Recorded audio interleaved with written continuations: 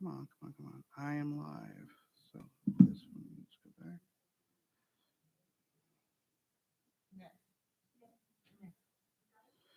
Okay. Hey, ready? YouTube.com/watch, WATCH, question mark, lowercase v equals lowercase v, number 8, capital X as an X-ray, lowercase e, g, dash, uppercase U, uppercase Y, uppercase D, uppercase J, uppercase M.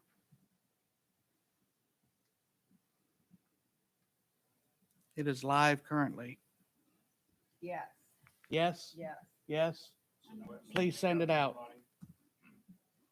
it's going. Yep, it's live, I got it.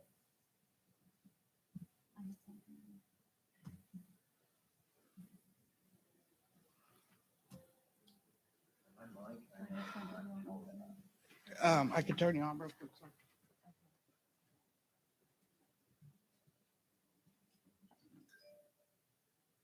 You seen that as well? I sent out. No, no, I think it's this one. This is one. Yes, she's You doing sent it it now. to me. I sent it to Kayla. Kayla's got it. And she had ad hoc ready to go.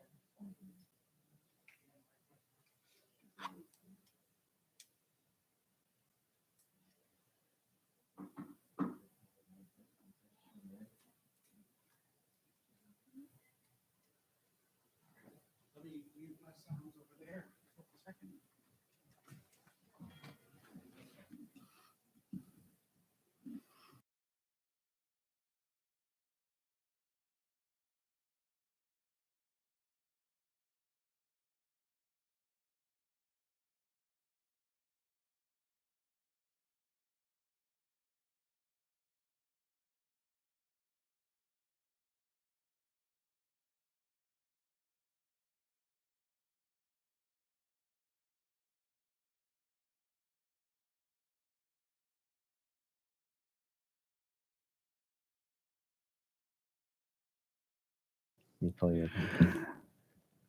Welcome to the MVN Virtual Hall. We'll be starting shortly.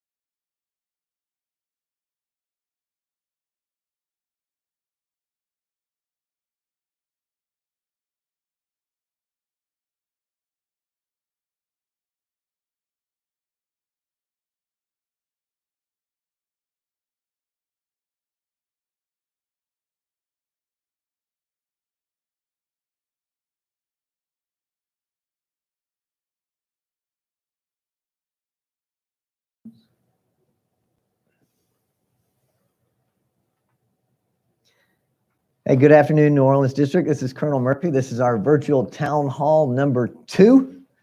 And we are still working through some of the bugs, just trying to figure out how to use YouTube Live. I think for next week and beyond, we're probably going to have to use a different system, but we appreciate your patience. So we only have 30 minutes, and I really want to focus the time on, hey, letting you know what's going on. And I'm going to focus on, hey, what's the transition plan? There's a lot going on in the district. There always is. But I just want to spend the majority of our time on just, hey, here's what's going on with the transition plan, and then give you an opportunity to ask some questions. So you chat your questions in. I'll have a moderator just address those, and then between Mark and I, we'll do that. But what I want to send a big shout out, I always like to start these things out positive. Big shout out to our Resource Management Chief, Frank DeBoer, for putting on some last minute training, reference the Family First Coronavirus Act on the emergency leave. A lot of questions were coming in via anonymous feedback and supervisors on, hey, how does it apply? What does it do? So I looked at Frank and I said, I want you to put some training on and do it fast. And just in the last week and a half, he hosted 4 sessions. It was geared towards supervisors, but we had 100 folks call in, and the feedback I've gotten has been all very, very positive. So great job, Frank. Appreciate all your hard last minute work. So anything we do, any plan we take, it's always in the consideration of, hey, what's its impact on our mission and what's its impact on our employees? And your safety is paramount. I've said that from the get-go. So we issued a survey, and I want to send another big shout out to PM, to emergency management and security. All had 100% response rates. And typically you don't see 100% response rates. I'll be candid with you guys. I'm disappointed. I'm disappointed in your responses, because this survey specifically was geared at you for, hey, what are your feelings towards coming back to the office? What are your big concerns? You know, what do you see? So we got just over 50%. So many thanks to the folks that did respond. It definitely influenced how we did our plan. But I'd ask you, we all have survey fatigue. This isn't my first time in the Corps, but I'd ask you to take these surveys seriously. My commitment to you is that if you take a survey, I'll get you feedback. So we got feedback. I'll be pushing it out. Kayla, in our emergency management job, did a phenomenal effort. Just lost your mic. Oh, it's still on? Okay.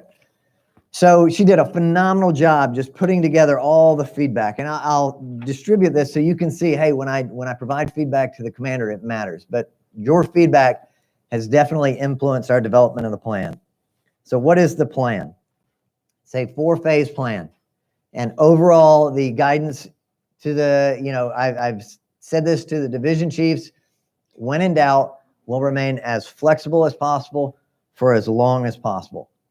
But it's very much as flexible as possible. It's a safe and deliberate approach to bringing folks back to work. And that safe and deliberate is in sync with local, state, and federal guidelines on, hey, how they start relaxing the COVID-19 restrictions that we've currently been under. And so right now, we briefed the order this past week. Colonel Sears did it. Colonel Sears is our deputy, and the division chiefs are now formulating their plans. So I'm going to give you an idea on, hey, here's how the overall plan looked and how the impact on employees, and then turn it over to Mark. He's got some interesting points just on telework and how we're looking at things like that as a district. But one thing I want to remind, as we go into this, as flexible as possible for as long as possible, remember our division motto, building strong through taking care of people. And we're taking care of people, I guarantee it. And everything we look at with how we're bringing people in the building, it's all about your health and safety. But we take care of people so that we can build strong. We still have a mission to execute. It's been absolutely incredible. It's been absolutely incredible what we've seen with almost minimal turbulence in the transition to a complete virtual network. Every meeting we do now is virtual. And we've seen very few delays or major impacts. Granted, there have been some, but that's to be expected with a global pandemic. But this is a 4-phase plan. So I'll go through this really quickly. So right now we're in phase 0, and that's mass telework. That's mass telework, and those folks that are having to report to work just because they are absolutely mission essential, doing on it. And I want to send a big shout out to our project folks. A lot of times these briefs sometimes seem to focus on, hey, where the majority of the folks work, and that's in the district office or our area offices. But a big shout out to our project folks out there. You are keeping our economy running. Our national economy, if our projects were not functioning, could not work. So big thanks to you. But phase one right now, it started on the 16th of March. And right now, we have a conditions-based plan. The conditions are based on what federal, state, and local guidelines are. But it's also based on a safe and healthy environment that we can provide for employees to come back to work. So we anticipate the governor is going to make an announcement, not the end of this week, but the end of next week, when the 15th of May. 15th of May is when the current state stay-at-home order is set to expire. We anticipate that the governor could, I don't know that he will, but we anticipate that he could relax some of the stay-at-home restrictions, which would allow some employees to come back to work. But right now, while we're in phase zero, here's some of the things we're doing. We're basically preparing that transition into phase one, where we start bringing some employees back. We're ordering hand sanitizers and masks. We already have hand sanitizer and masks on hand. We're ordering more. Basically, every employee, when you return back to work, you'll be issued masks and you'll be issued a bottle of hand sanitizer. It's just one risk mitigation measure. For the district office, I know a big concern has always been the bathrooms. Right now, all the sinks are working that I'm tracking, and we'll make sure that the bathrooms are stocked with soap and paper towels, and that the sinks work as we move through this. We've got no-touch thermometers. We've been doing thermometer temperature testing as you come into the district campus, but we ordered 26 thermometers, and those are being pushed out to all the projects and area sites right now. Good news for the district office folks is, as we've done our planning and providing a safe environment, we discovered that the HVAC system in this building already has HEPA filters installed and an ultraviolet light inside the venting that screens out and kills bacteria and microbiomes. So that is just one of the risk mitigation measures that we have for those who are coming back into the building. So that's phase zero. Phase zero right now is everything you've been operating under. But as we look like we might be ending phase zero here in the next 2 weeks, it's really preparation for phase one. And phase one is slow opening. And if the governor, I say if the governor relaxes the stay-at-home order and allows people to start coming back to work on the 15th of May, what that looks like is on the 18th of May, that slow opening begins. And what that means is we start bringing back low-risk employees that are willing and able to return to work. I know that I've gotten anonymous feedback that says, hey, phase one, does that mean I'm going to be forced to come back to work? No. For phase one, remember, it's a slow opening. We're not going to come back en masse. There's too much risk at that. But basically, we have low-risk employees that are willing and able to return to work. They'll be working with their supervisors and division chiefs on a case-by-case basis. I've pushed that out to the division chiefs to work. Hey, identify your low-risk employees and identify your high-risk employees. Identify your employees that require childcare and daycare or elder care issues. But if you're working in an office building, mask and hand sanitizer will be issued. Social distancing will remain in effect. If you do come into work, you're one of those low-risk, willing and able. My guidance is no personal contact. You don't need to be going up and talking to other people about, hey, how was your pandemic experience? The intent is to bring you in to execute the work. There'll be no walking in the building. I know a lot of people like to do that for health issues, just to minimize the risk to other employees. There'll be no walking inside the building. Face masks will be worn when moving throughout the building and in common areas. You will not have to wear your face mask at your desk as long as you're 6 feet apart from other employees. That one's come up as well. The gym will remain closed. The cafeteria has remained open for service, but basically you take your lunch and then you go back to your desk, you go eat it outside. I know I've already gotten questions about, well, technically I can't eat at my desk. We're addressing those issues right now, and some guidance will come out. No visitors will be allowed during phase one in the district office. So we won't be inviting any stakeholders, non-federal sponsors, or anybody into the building. We will do the face-to-face meetings will only be within the no larger than 10 people. Well, the majority of the conference rooms will remain closed, and all our meetings will remain virtual, so WebEx or Skype. We'll continue the temperature scans. If you work at the district office, coming in the single gate and having your temperature scan there. And this phase ends. So phase one, the slow opening, we anticipate will end in mid-August. Again, it's conditions-based. It's based off the local, state, and federal guidelines.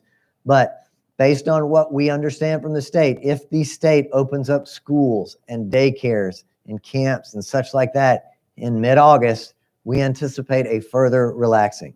So again, looking at as early as the 15th of May for possibly starting, depending on the governor, and then going almost for about 90 days till mid-August, just to give you an idea on a calendar. But again, conditions-based. Then phase two is really what we've called open for business. And that's when we anticipate that the challenges that we've seen with employees who have the child care issues because their kids, school is closed or daycare. Yeah, we're still working through it. But the intent is open for business is when we start bringing more employees back to work. Low-risk employees who no longer have child care or elder care issues return. High-risk employees can remain on telework status. For those working in buildings or office areas, we will maintain social distancing and temperature taking. We will open the gym up, but with social distancing requirements. We'll resume our onboarding, and temperature screening really from now into the future will remain 24/7. So the contract we have is 24/7 around the clock. And then phase three is post-COVID normal operations. And to be quite candid, I have no idea when we'll be transitioning into a post-COVID normal operations. Phase 1 and 2 is really what I've asked your division chiefs to develop their plan around. So in closing, I'll just say, what do we know? We know that phase 1, no one is going to be forced to come back into the office. These discussions are between you and your supervisor and your division chief as required. But again, my guidance is as flexible as possible for as long as possible to take care of employees while still delivering on our mission. Our plan is conditions-based. So please don't get stuck on the 15th of May and the 15th of August. I just throw those out there as just moving guideposts, if you will. But we will not transition until it's safe to do so. We will not bring more people back into the building until it's safe to do so. One of the things we also know is as a district, we have had an extremely low infection rate. Currently, we have 0 cases right now for any employees, and any of those employees haven't been in the building for at least 3 weeks. So for those concerning coming back into their office, hey, I'm going to come back into an environment that was infected by employees, we are well beyond the CDC 14-day guidance. But we're also looking right now, we're meeting with our custodial contractor about additional cleaning, expanding that contract for additional cleaning. What we don't know, and I'll close with this, is we don't know specific dates or conditions. I don't know what the governor will do. The state has, they'll put that out when the governor does his press conference, I imagine on the 15th. And I don't know how long this will last. So as we remain flexible as a chain of command, I ask you remain flexible. You're obviously flexible with just the hiccups that as we figure out how to do this virtually. But I just want to say thank you for your continued effort. I have appreciated all you've done figuring out how to continue to deliver on our massive program.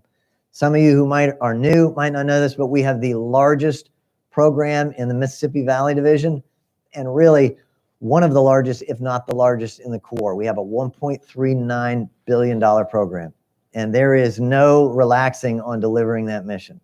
So while we take care of people, it's always to a mind of we've got to deliver on our mission, because our mission saves lives, it protects property, and it keeps the economy running. So for everybody out there, whether you work in a project, whether you're on the dredge wheeler, whether you're hired labor, whether you work in a district office, it doesn't matter.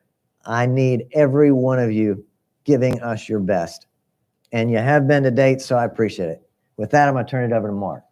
Thanks, Colonel Murphy. I appreciate that. That was really a good laydown, I think, to the entire team of what we're thinking about, what we refer to as the reconstitution plan and the phases. But hey, a big shout out to hello, everyone. Team MVN, great to see you here this afternoon. But as Colonel Murphy spoke about how we reconstitute the building, I know a number of you are probably thinking about how do we move forward with telework. And so I wanted to address telework just a little bit. First of all, we've been at this for about 7 weeks, and I have to admit, I've been pretty darn impressed to this point with our ability to continue on with our program delivery during that particular time. That's not to say that certainly the value of face-to-face meetings, I'm not suggesting that's not going to be required in the future, but certainly what I've seen over the last 7 weeks has been quite inspiring, and I think it does bring us to the point that we need to think about how will it look 6 months from now or a year from now with respect to telework. I will tell everyone that your chiefs, the senior leadership team here, the corporate board with the command is certainly looking at how to continue telework.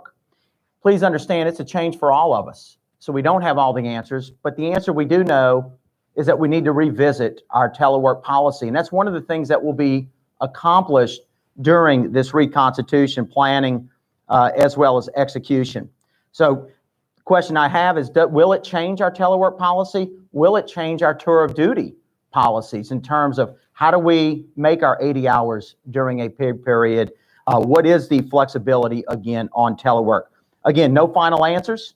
Rest assured, the senior leadership team, again, with the command, is working that, and we are considering some policy changes. So please, everyone, stay tuned and know that your leadership, your team, is in fact working that and working it hard.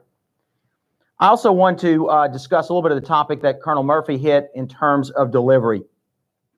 You know, I am graded, my number one requirement, my number one tasker in my performance standards, if you will, is to deliver this program. We have over $3.4 billion here at this district to deliver. I'll repeat that, $3.4 billion to deliver. Just this year alone, sir, we just locked in the FY20 program. We locked in nearly a $1.4 billion program with nearly 300 milestones.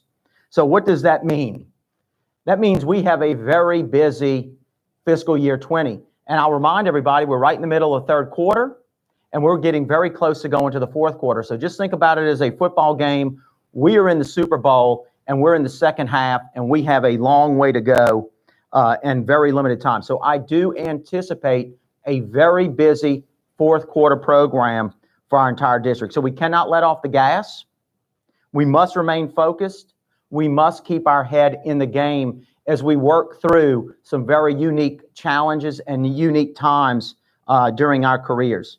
As Colonel Murphy mentioned, we're going to use all the flexibilities moving forward, whether that's flexible work schedules, whether that's telework, whether it's the phased reconstitution. And as Colonel Murphy continues to state, we're going to remain as flexible as possible for as long as possible. And why do we do that?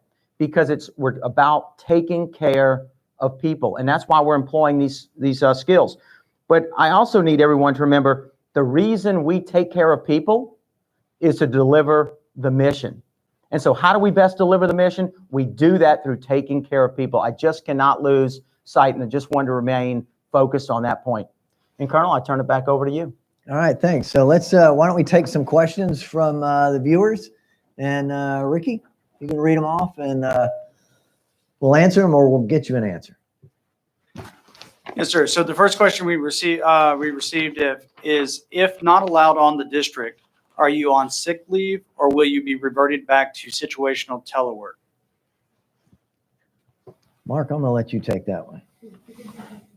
So as I appreciate the question, Ricky, the individual's asking if they're not on the district, will they be using telework or sick leave? Look, I'm going to say you've got to work that with your immediate supervisor. as Colonel Murphy has laid out, as I've reinforced, we're going to use every flexibility that we have. There's a number of tools right now. I think we're going to have greater flexibility during phase one. You're probably going to see some flexibilities reduced, right, as we move forward in the years to come. But work that with your supervisor. There's plenty of tools, and you're already seeing that as we work through phase 0 with this program. All right. Second question is, does the policy that no masks are required at desk also apply to those with the new desk that have low divides? So it does. And there is a lot of discussions going on at the senior level. So every week we have what's called the Pandemic CMT, Crisis Management Team. And it's really all your senior leaders, all your office chiefs, and we get together and we brief and we go through, hey, what's going on? And just this morning, there was a discussion about, hey, what do we do with employees working in low-walled cubicles? And right now we're looking at, hey, is there a way to do plexiglass? One of the answers is, hey, they're already 6 feet apart, sitting because they're so widely spaced. But I've got division chiefs right now looking to an option where we possibly could raise. We're working with a contractor, very similar to what you see in grocery stores with plexiglass, doing that at desks. Right now, that could take time just with a contract, but it's something that we're looking at. If an employee feels unsafe and you want to wear your face mask at your desk, I strongly encourage it. But right now, we're looking into how do we mitigate that concern. So I appreciate that question. Next we have, will the locker rooms, showers be open for bike commuters? No. During phase 1, again, it's that slow opening. It's slowly bringing people back into the building, but still maintaining that more strict social distancing posture. So the gym will remain closed, the locker rooms, and the showers. And our next is more of a clarification, a request for clarification. Can you define high-risk individual? Okay, well, that's easy because we went through that same discussion in our pandemic meetings. And really, I don't have to define it. CDC defines it. And so that actually went out in the order. I don't even want to guess at it. I think it's 65, and they list the specific medical conditions that exist. And so again, this is where the division chiefs are working with supervisors and individual employees on this. So, sir, that's our last remaining question, except for Benny Benson did ask 0. I'm not sure what the 0 is. So, Benny, if you want to just kind of clarify your question, we can get that answered. And then Brad Jurisco just sent in, are there any other restrictions on high-risk individuals during phase 2, for example, travel? Okay, good question. I'm glad you brought it up. So travel, what we have is we have local restrictions, which is the city of New Orleans. You have the state restrictions, which is Governor Edwards, stay-at-home order until the 15th. Well, then on top of that, because we're a Department of the Army organization, we have the DOD restrictions. DOD travel restrictions right now have extended until the 30th of June. So for any employee that seeks to travel outside of commuting to and from work, you have to receive my approval. Right now, we've made that process about as painless, excuse me. It's painful regardless, but as painless as it can be. You fill out a spreadsheet, there's a risk assessment, and if you can explain why, hey, this is mission-related travel, right now, the majority of it's getting approved. So Brad, great question. I know with regulators looking to get out in the field and start looking at things, as long as you can show me that you're meeting the social distancing and the other requirements, I've been approving a lot of the mission-related travel. Sorry, I misspoke. It was phase 1, but I think you answered it equally. I think they're the same. And then the last thing that I have is more of a comment, and that is bathrooms are also a concern at the Lafayette area office, but would that be under NOAA's responsibility? That's a fair question. I appreciate that. What I've seen is that every employee knows their environment best. And so if you see areas that we've missed in our plan, by all means, bring it up. This plan is iterative. It will change as the environment changes, as the conditions change. And I would say, bring your feedback up to this. No plan is perfect, that's something that I know that it's primarily construction division working out of the Lafayette area office. I'll get with Stu Waits and ask him to dig into that and get an answer back. Stu, if you're watching, consider yourself tasked. And sir, the question regarding zero was in relation to the number of cases of COVID cases at MVN. Could you kind of explain what we've had versus what we have now in terms of COVID cases? Yeah, sure. So at our maximum point, which was in mid-March, we had 4 COVID confirmed. And I'd have to look at the numbers again, but since that point, all 4 have recovered. Only one of those was hospitalized. And presently we have 0. Correct. Presently, we have 0. All right. Are there any more questions? All right. So my plan is to do this really every week until we decide it's not needed anymore. I enjoy it as a way to quickly push information out to you. I'd say, hey, ask your supervisors questions. I know that there will be issues coming up. I'm getting anonymous feedback. A lot of it is very detail oriented, like, hey, if I do this, can I do this? I tell you, all I do is I push that to your supervisors. I assume there's not a name on it, but I'm not going to have the specific answers on this. I'm willing to look into trends, but as you have specific concerns about your situation, I'd ask you to push it up the chain of command, because right now everybody's giving away together and it's as flexible as possible for as long as possible. Always, just like Mark said, with the, hey, how do we execute our mission? As flexible as possible for as long as possible while delivering our mission. So thank you for all you do. I do appreciate your time in signing on, and we will see you next week at 12:30. This is Colonel Murphy and Mark Wingate out.